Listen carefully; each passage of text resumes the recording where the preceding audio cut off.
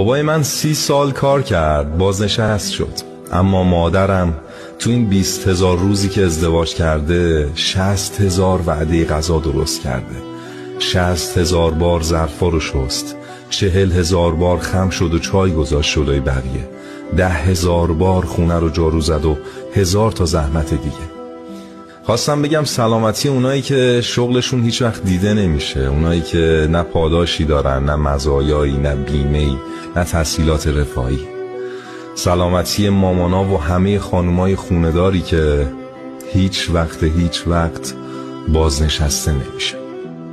خانه‌دار معنیش این نیست که کلفت و کنیز خونه است، کزت خونه است. نه، خانه‌دار زنی است همه چیز تمام و همه فن حریف که در موقع بیماری همسر پزشک میشه، در موقع بیماری بچه‌ها همسر پرستار میشه، عین پرستاری 24 ساعته، دلسوز. در موقع درس بچه‌ها معلم میشود. تو میگی معلمی خوندی، میگی نه احساس میکنم بلدم. این زن همه چیز میداند و میتواند ولی متاسفانه هیچ وقت ارزش گذاری نشده است. خداییش دیگه.